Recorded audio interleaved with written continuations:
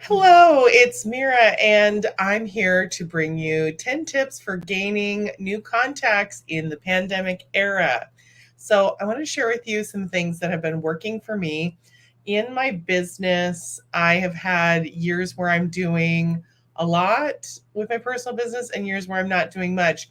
And prior to the 3 years prior to 2020, I was doing a lot of coaching through consultants. So, I wasn't spending a lot of time meeting new people and doing parties of my own. However, the pandemic era gave me an opportunity to try out some new things, and I have met the most new people and had the highest years of personal sales of my entire career. In fact, right now it's January of 2022.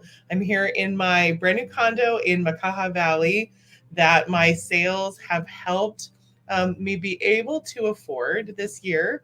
And I am recording this for you because I've met the most new people this year.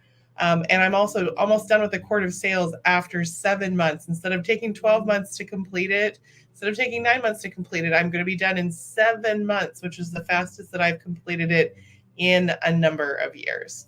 So I want to start out by just sharing with you some of my top tips. So hang on. The great thing about recording is you can go back and look at it again. You can hear it again. So, what I'm going to start out with saying is that in order to be able to gain new leads in the pandemic era, there's a couple of places that you're going to be drawing from. And it's going to always start a lot of times with people that you already know or that you're acquainted with or that you are in regular contact with.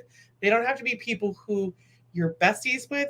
You don't even have to know their names sometimes because there are people that all of us are regularly interacting with. Now, if you have been in a place where you've had a lot of drama, trauma, stress, one of the things that you need to do first is to get yourself in some energy where you can be interested in other people. Now, you don't have to spend a lot of time on it. You don't have to give everybody who crosses your path the same amount of energy, but you're going to want to spend a dedicated amount of time every week, like make an appointment with yourself, looking for women who fit your ideal customer avatar, who you're already connected with in some way, via social media, contacts on your phone, by looking around and noticing who is in your immediate circle of influence. And when I say social media, I'm not just talking about Facebook. I'm talking about LinkedIn. I'm talking about Instagram. I'm talking about Snapchat. I'm talking about WhatsApp.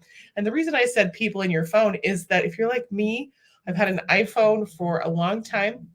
There's a lot of people's numbers who are saved in there. In fact, sometimes I will reconnect with someone and I'll say, oh my gosh, I need to make sure I get your number. And I realize I already have their phone number saved in there because it's the same number. So start with that. Now, if you don't have an ideal customer avatar started, you need to do that first thing because here's the thing about your brain. It likes patterns. It's going to look for things and is very concrete. So if you're like, well, I don't want people who are broke, your brain is going to hear broke, broke, broke. I don't want people who are whiny, whiny, whiny, whiny. I don't want people who are needy, needy, needy, needy. So you need to sit down and figure out who you are looking for. And there is a form in our Facebook training group that's called the ideal client avatar. Now, this is a really hard one for some people to get started on because you feel like you're prejudging and you're not, that you're not saying you'll accept everyone. That's not the case. Anyone who comes to you who is attracted to your energy, you can give them as much energy and time and service as you want to give them if they're coming to you. Now, in order for you to attract people who are going to be a good fit, not only for you, for your business, and specifically for what your business has to offer, you're going to need to be very specific in terms of what your brain is going to be assigned to look for. So that's where the ideal client avatar has come into play for me. Now, secondly, you're going to need to connect or reconnect with people in a genuine way. Don't just scroll through. This is what I hate. I recently got this same message from somebody who I was actually trying to reconnect with. When I reconnected with her in a genuine way, she gave me like 2-word answers about everything. and just barely, she didn't even ask how I was doing or what was going on with me. She told me all about herself. And then 2 days later, she's like, sends me 6 paragraphs of, hi, da da da da. And do you want to be part of my business? How can I sign you up? And I'm like, gross. So I immediately unfollowed her. I'm not going to unfriend her, but I'm going to unfollow her because it's clear that she's not interested in me and in reconnecting with me in a genuine way. So when I say that, what I want you to do is do your best to figure out by what they're putting into their social media, what their priorities are, um, and who they're spending their time with. That'll really help you know if they're somebody who's going to be a match for you in what you have to offer right now. And let your energy, number 3 is let your energy find matches. Don't try and connect with everyone. Like I used to, as a young consultant and director, at the beginning of the month, I would sit down with my notebook and I would just like have a coffee, I have 3 coffees, and I would get inspired and I would write down everybody I want to contact. And it was like, in fact, I found one of these notebooks recently and it's like lists and lists of people. A lot of it is just first names. And then I would get started calling, up to 60 people. And I would get started calling people. And of course, I would never get past maybe 25 or 30. And I would only contact a lot of those people one time. So I want you to find energy matches. Don't try and do big at first. In fact, I don't even think you should try to do big. Focus on about 10 people at a time that you're trying to connect with. So if you use the booking approach that I've been teaching with leads, you're going to call, text, call, text, call, text, and you're going to space them. You're going to contact them quite a bit within about a week to 10-day period until they respond to you or they tell you they're not interested. And that helps you to be able to move through people in a way that's going to be not overwhelming and it's going to create some natural rhythm for you. So, okay. Ooh, drink of water. Okay. Make sure to follow up with your phone. That's step number 4. Because here's the thing. Even though my phone is dedicated to my business, my kids do not get to play with it on any kind of a regular basis. There are still things that I miss, or a message that comes back through, or a person I'm not able to talk to when they call me back. And then a squirrel comes out over and offers me a red and a green pill, and one of them is going to take me in the matrix. And it happens. You just get distracted. You're traveling. You've got other things. So you need to have a scheduled time every day. Set aside 10 or 15 minutes, maybe at the end part of your day. Maybe it's going to be in the middle part of your day once everybody's out the door and you're dressed for the day. Sit down, look at the phone, and go back over the last 36 hours and see if there's any calls, messages, emails, messenger messages, all of those things, whatever you're using. Go through and check everything and see if there's anything that you've missed, or somebody who you haven't given their product total, or someone you haven't gotten back to them on, like a question that they had for you. And this is good no matter what you're doing, whether it's work, small group, junior league, all of those things are important. So that's tip number 4. Number 5 is to use a leads notebook. And I'm looking around. I think mine's not here, but you can just use a notebook that you write down, the date, who you called, what the responses were, and maybe a little bit of information that will help you know when to follow up with her. In fact, today, I did some follow up. On Friday, I had called, have made it my goal while I'm here in Hawaii to contact 5 new people a day, or to interact with 10 people if I'm interacting with people who I already know, consultants, customers, prospects, people who I'm already connected with, don't take as much time. So I want to do more with them, and new people take a little bit more time and energy. So I went back, I had left her a voice message on Friday, and I texted her today and I said, oh, hey, did you get my voicemail from Friday? And she immediately wrote back. She's like, oh my gosh, I've got a house full of sick kids. I promise I'm going to get back to you. And I'm like, no worries. So I wrote down under her name, I'm like, has sick children, contact her in a week. And when I call her again, I'm going to be like, oh my gosh, Sally, how are your kids? How are they doing? And so, even though I don't know her personally, she's going to feel like I'm a friend because I'm asking her about something that's important to her, because I'm remembering, because I'm writing it down. So, number 6 tip is to hold any kind of online or video chat or virtual party. It doesn't really matter what kind. There are about 1.5 million ideas. Hold one that you are going to do and invite people who you would genuinely like to connect with.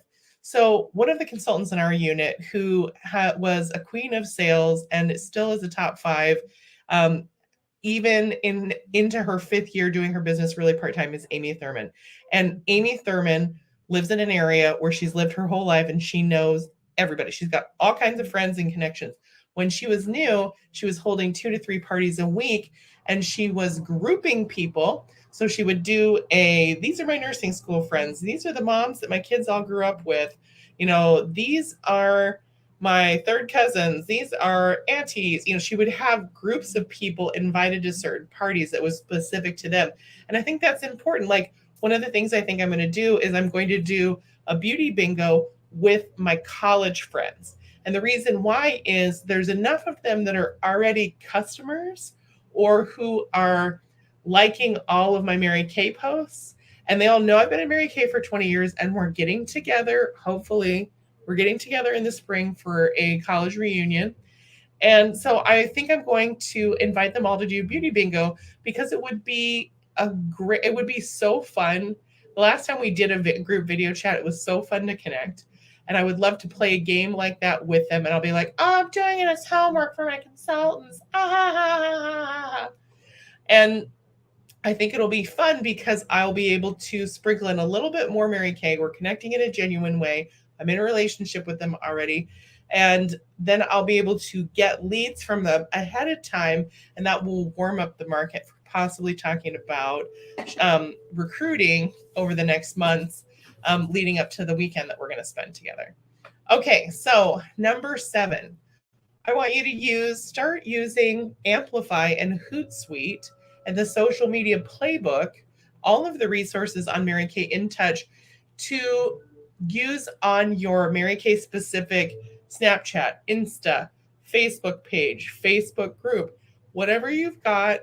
Utilize this and have fun with it. Use that as a jumping off point and customize it for how you want to do it. Now, once again, this is back to planning. It's best for me to spend like one afternoon or one dedicated block of time, an hour or so, every few weeks, creating and sourcing the content I want to use, and updating the text that I want to use, and researching hashtags that are relevant to this topic, so that I get the right search terms, so I'm attracting more new people for particularly my Instagram and my business Facebook page.